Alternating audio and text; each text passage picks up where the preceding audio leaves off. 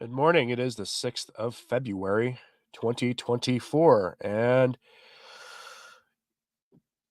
just a bit of a disclaimer, my whole house is sick, including myself. So we're going to do this quickly today. And if please forgive any coughs or sniffles or anything during this.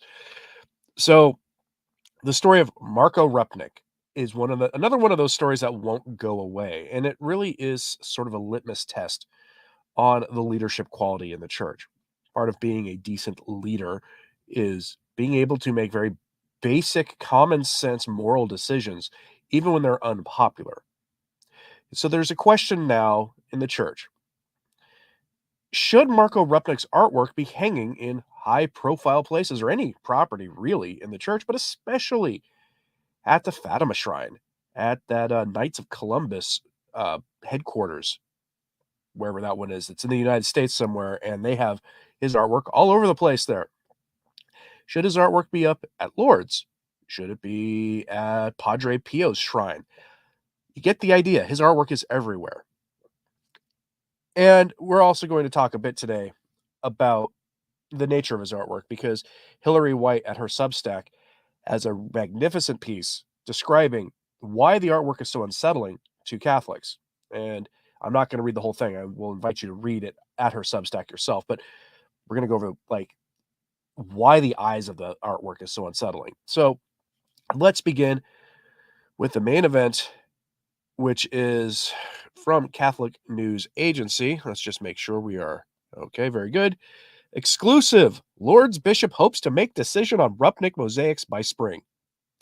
Now, I've had seen some clever people on social media saying the only decision that needs to be made about this artwork is the method you use to remove it. Now, they used a little spicier language than I'm going to use on YouTube to describe it. But the the sensible take about whether or not Catholic shrines should be honoring the work of someone who it's pretty clear has done some pretty awful things involving nuns, unspeakable things, including sacrileges. It's the only question is the method for removing this so-called artwork. So here you have a picture of Bishop Jean-Marc Macasse of Lourdes. He is the local ordinary, wearing a very modern style crucifix as part of his bishop's attire. Let's go over the story. This was published yesterday. The Bishop of Lourdes says that he has received a pile of letters from Catholics all over the world as he considers whether to remove the shrine's mosaics by bad person Father Marco Rupnik. And Catholics all over the world, this is a good sign. Okay, Catholics have had enough. This is a very good sign. Bishop Macasse of Lourdes told CNA that he hopes to make a decision by this spring. The bishop formed a special commission last year to determine the future of the Rupnik mosaics. This occupies my mind, my prayer, and my heart every day, especially when I meet those who had been harmed by Ted McCarrick types. In an interview at the bishop's residence in Lourdes, Macasse acknowledged that for him, this is, quote, a very, very difficult decision to make. Let's pause here. How is this a difficult decision to make? Granted, there is a lot of money involved in this artwork. It's going to be resource intensive removing and replacing this quote unquote sacred art. That I understand. But here's the thing. I suspect strongly that if the bishop stood up and said unilaterally made a decision because he is a bishop, this is in his diocese, it's his sole responsibility.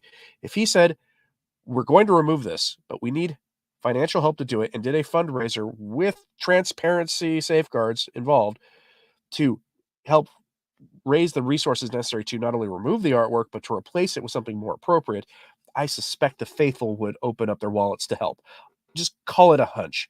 I suspect that would be the response from the faithful. But this is, of course, lack of sense here with a lot of these things. This is not a very difficult decision to make for a normal Catholic. The man, it's pretty clear, was doing some pretty awful things, and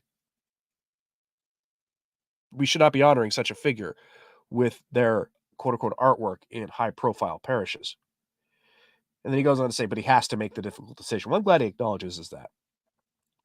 Since forming the commission, the bishop has met with people who have been harmed by McCarrick types, heard from sacred art specialists, and consulted with experts from across France who make up the commission.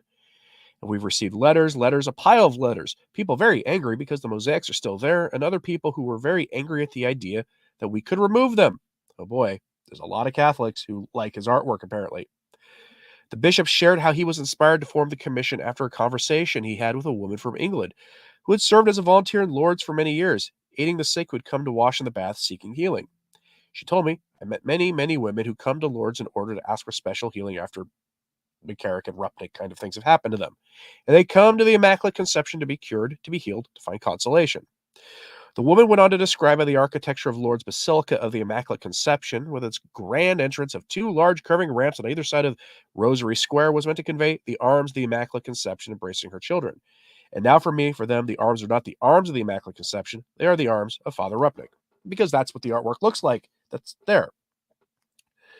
I think you get the idea. They're going to talk about this in the spring to decide whether or not to remove these, because there are apparently Catholics who are completely fine with this. I am astonished by this, that anybody outside of the Curia and maybe the close company of Rupnik would be fine with this, but I never cease to be surprised by this stuff.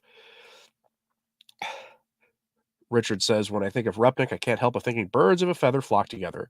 I try not to think of who the other birds are, but they do seem to be protecting each other, don't they? Yes, they do. They very much do. Dory says, hope you all have some good chicken, onion, and mushroom soup today. Yeah, I've been, the thing is, I know I'm going to get a lot of emails from people saying, hey, well, here are the supplements you should take that you can buy at any store or anything. I've been using them, and they didn't keep me from getting sick yet again. So, anyway, Colleen says the decision is not necessary. Decision, it's satanic. It has no place there. Right. This is not a decision that should be hard. The hard part should be what method should you use to remove them and what do you replace them with? And this is why, like I said before, if the bishop announced that he needed a fundraiser to get the funds together to replace several $1,000,000 worth of art, I don't think he'd have a hard time. But that's what's really astonishing about this. And there's some reactions to this, of course. You get this from, Catholic Side, who's a good account to follow if you're on Twitter looking for Catholic accounts to follow. He says he was in Lourdes recently for a conference, and the sight of the mosaics repulsed him. Can't even imagine how it makes those harmed by Rupnik feel. Again, as one person responded, no disrespect to the bishop, but this would be the easiest decision in the world for me. In fact, I would be taking the pickaxe to those ugly, hideous murals. And in Catholic that's right. They probably are going to remove it. The delay is to inform the other shrines. Now, that's an interesting take. That Lourdes will lead the way, and it will invariably mean that Fatima, San Giovanni Rotondo will follow and leave the Vatican forced to remove 3/4 of the Redemptoris Mater chapel. Again, Rupnik has such influence that his artwork is not only in shrines around the world, but he's actually has 3/4 of the Redemptoris Mater chapel with his quote-unquote artwork. That is astonishing.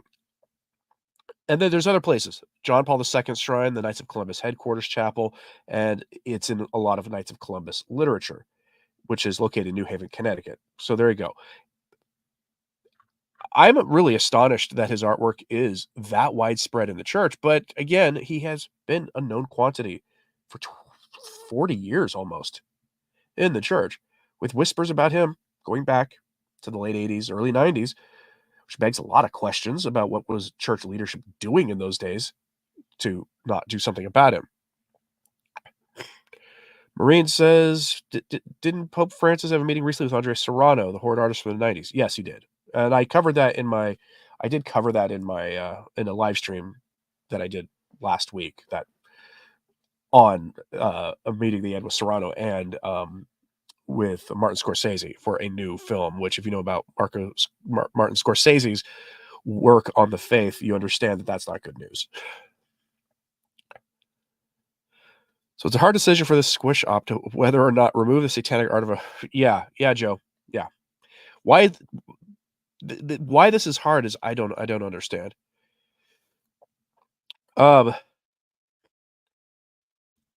But I want to show you something here from uh this is from Hillary White. She has this good piece on her Substack, and no, I'm not going to read the whole thing. It's long.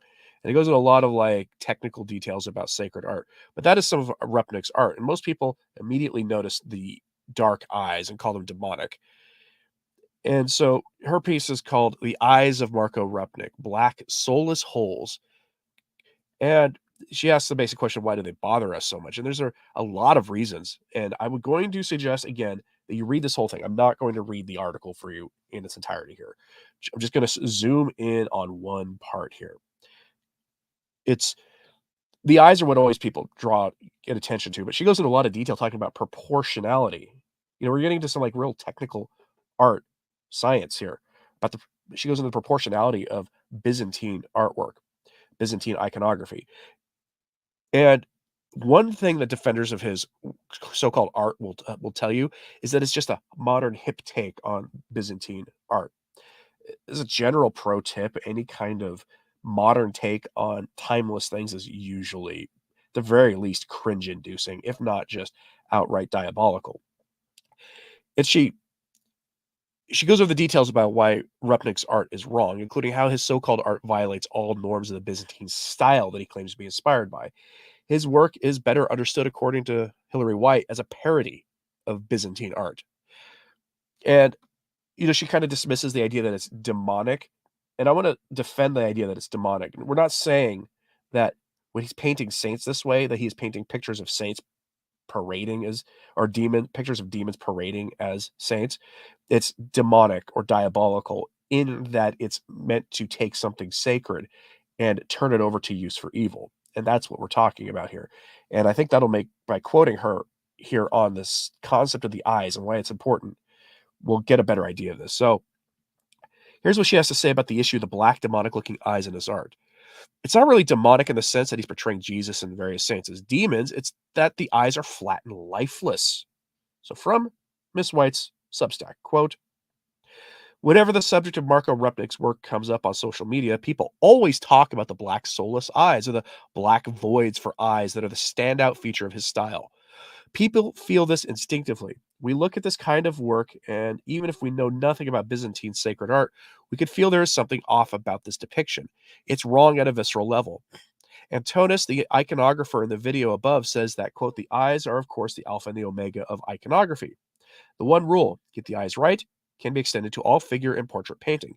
Human beings from infancy learn to judge the disposition of the other person by the eyes. We look at a face and we see the eyes most of all. Here's the serious artistic reason why the eyes in Rupnik's work are wrong, and most decidedly not in keeping with either the Eastern or Western traditions of sacred art. They're expressionless. The blank Rupnik stare is the expression of a lifeless doll. Neurologists, psychologists, and anthropologists are in rare agreement on the importance of seeing the eyes in facial recognition, all the way back to our infancy. From looking at eyes, we do our social interaction and bonding. Focusing on the eyes helps us understand emotions, intentions, and attention. We do our threat detection the same way. Our brains have dedicated areas specifically designed for facial recognition and processing of expression, and it is particularly sensitive to the eye region. This neural specialization enhances our ability to extract vital survival information from looking at eyes. We do it automatically and instantly. One of the big cues we see and react to subconsciously is the dilation and constriction of the pupils. Pupillary response can indicate an array of stimuli from, we'll say, the elevated interest in matters of the flesh to imminent mortal threat.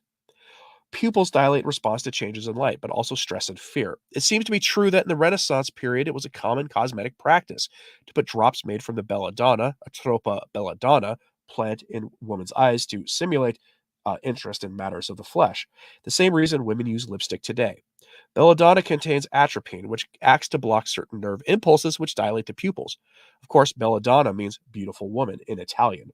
The use of black eyes as a standard trope or visual motif in horror and sci-fi films and TV shows reflects our instinctive understanding of these psychological facts. Pretty much all humanoid monsters, vampires, and especially people who've been diabolically possessed, are given the all black eyes as the visual indicator that something is wrong here.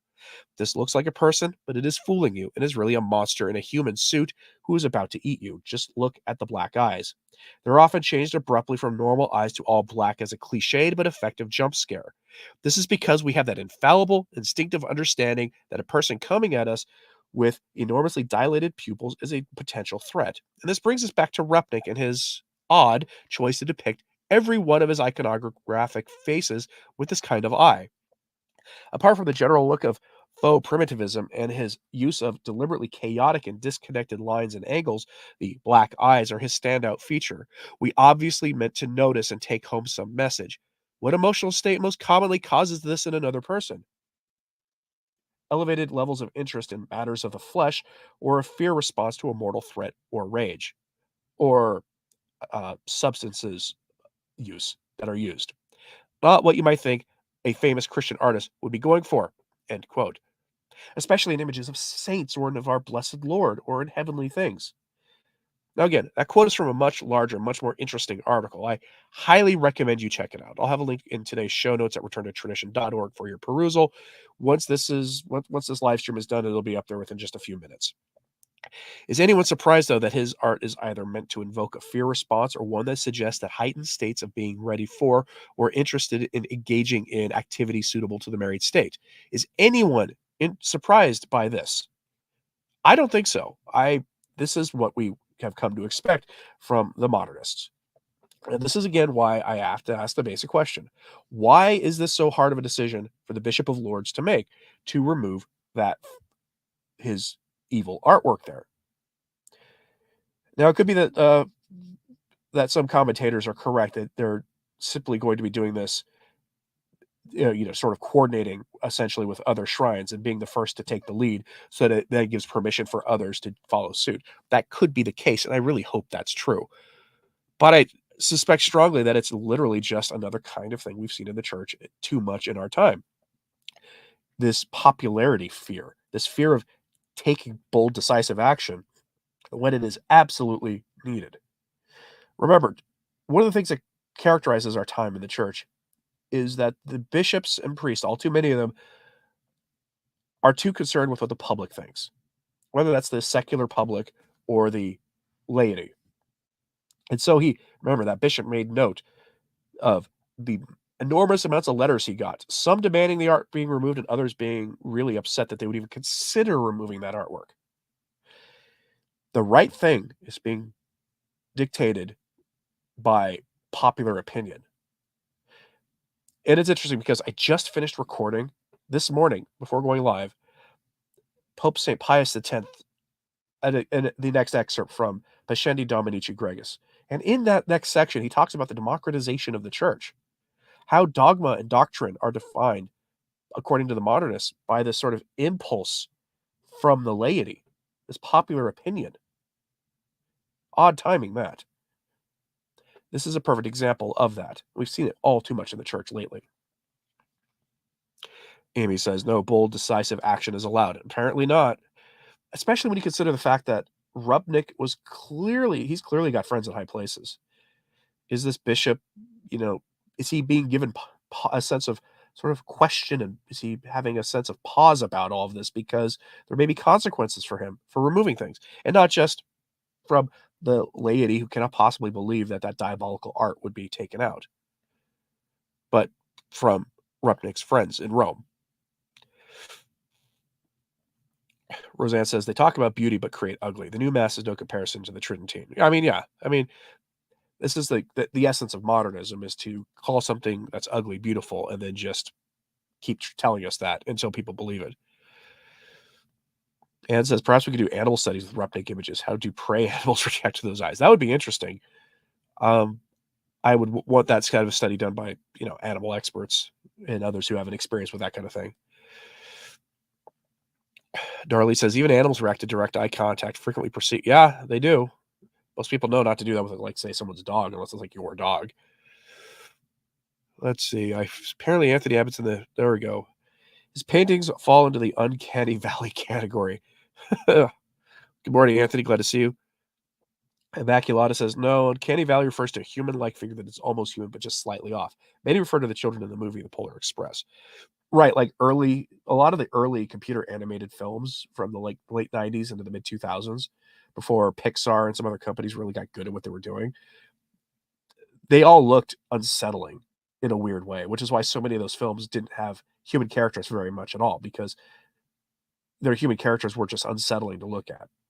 It wasn't like, watching a Looney Tunes thing. It was because those kind of characters are, our brain can tell the difference between just sort of a caricature and something that's unsettling. And go watch like Toy Story. You'll see what I'm talking about. The first Toy Story, the human beings that are uncomfortable to watch. It's why they're not in the movie very often. Let's go down here. Josephine says, sadly, Rupnik's art is gravely soiled by his atrocious behavior and should not be allowed in sacred places. Right. And I think his artwork is almost like a window into his soul. Almost. I make no claims about his present spiritual state, but it does reveal something about him. It really does. All right, folks. Like I said, I'm really not feeling well today. My whole house is down with probably just a cold, but you could probably hear it in my voice at this point. And so we're going to wrap this up. I've got some news out of Fiducia Supplicans going live here in the next half an hour on the channel. It isn't all good at all, unfortunately. But let me know your thoughts on the Rupnik situation. Do you think that bishop should just take decisive action? Do you agree with my take that he would find wide support from laity if he did an independent fundraiser to cover the cost of removing the art, replacing it? Very curious what you have to say about this in the comments, please. So hit like and subscribe if you haven't. It does help, as does sharing this on social media. That helps too. And as always, pray for the church. I'm Anthony Stine. Ave Maria.